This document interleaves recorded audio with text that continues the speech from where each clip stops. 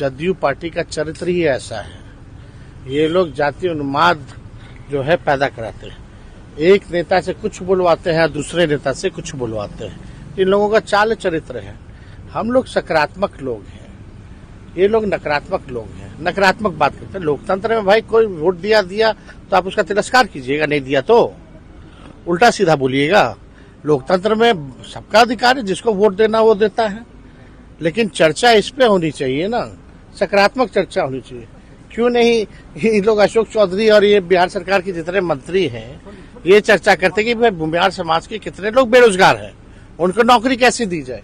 पिछड़े समाज के हों, दलित समाज के हों या अल्पसंख्यक हों, इन लोगों में बेरोजगारी कितनी है, इस पे ना चर्चा होनी चाहिए कि उनकी आर्थिक स्थिति कैसी है, उनकी आर्थिक स्थिति को कैसे सुधारें। चर्चा तो इस पे होनी चाहिए। लेकिन ये लोग जब चर्चा कर रहे हैं कि तुम हमको वोट नहीं दिए, हम तुमको जो है तिरस्कार करना।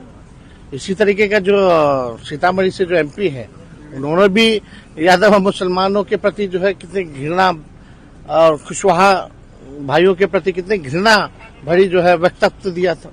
इसी तरह के लोग हैं ये लोग सिर्फ सत्ता में भोग लगाना जानते हैं। इनको क्या लेना देना कोई समाज आगे बढ़ा नहीं बढ़ा, पढ़ा लिखा नहीं लिखा, नौकरी मिली नहीं मिली, इससे इनको कुछ लेना देना नहीं। ये लोग वही लोग हैं ना जो चुनाव में कहे संविधान खतरे में है, संविधान बदल जाएगा, आरक्षण खत्म हो जाएगा।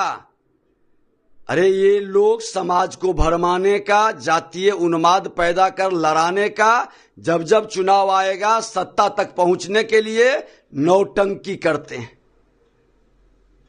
आज हम सबसे पहले हम लोग समर्थन किए, जब जब गरीबों के हित की बात आई, अंतिम पंक्ति में बैठा व्यक्ति के उत्थान की बात आई, भारतीय जनता पार्टी आगे बढ़ करके उसका समर्थन किया है। नेता प्रतिपक्ष के नाते हमने सदन में समर्थन किया था कि जो जातीय गणना बिहार के अंदर हुआ, 6,000 से कम आमदनी वाले लोग जो सबसे गरीब 34% है, उसको प्राथमिकता दीजिए।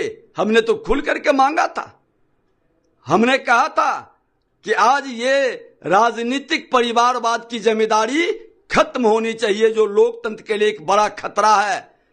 आज डॉक्टर बाबा भीमराव अंबेडकर जी का जो संविधान है, डॉक्टर राजेंद्र बाबू का जो संविधान है, आज गांधी जी का सपना, श्री बाबू का सपना, लोकनायक जननायक कर्पूरी ठाकुर जी का सपना साकार करने के लिए प्रधानमंत्री नरेंद्र मोदी जी ने कहा कि विकसित भारत का संकल्प नारी, युवा, किसान और गरीब के 4 अमृत स्तंभों पर टिका है। और यही 4 उनके लिए सबसे बड़ी जातियां हैं। उन्होंने जिनका उत्थान ही भारत को विकसित बनाएगा, बिहार को विकसित बनाएगा। उन्होंने यह भी कहा कि ये चारों जातियां जब सारी समस्याओं से मुक्त होगी और सशक्त होगी तो स्वाभाविक रूप से देश की हर जाति सशक्त और पूरा देश सशक्त होगा। क्यों नहीं सत्य को स्वीकारते हैं? ये अपने राजनीतिक पारिवारिक जिम्मेदारी चलाने का, अपने दल के अंदर जो लोगों को आगे बढ़ने का अवसर नहीं देते हैं, वो घड़ियाली आंसू बहाकर लोगों को भ्रमित करने का प्रयास करते हैं। सवाल है, एक चिरागी पासवान समूचे इंडिया की राजनीति नहीं कर रहे हैं। यहाँ भी 18 जातियां के लोग मिले थे, आए थे, उनका 3,500 लोग आए थे, हम उसमें मिले थे। और निकट भविष्य में आप देखिएगा कि इस 18 जाति के लोग कितने सड़क पर आ रहे हैं, वो भी आप देख लीजिएगा। इसलिए कि वर्गीकरण होना चाहिए। एक आदमी मलिदा खा रहा है और क्या कहते हैं, हर तरह का लाभ ले रहा है, जज, कलेक्टर, एसपी, इंजीनियरिंग चीफ हो रहा है, और दूसरा आदमी है जो क्लर्क और प्यून से ही क्या कहते हैं वो संतोष है। तो ये कब तक चलेगा? 76 वर्ष तो हो गया।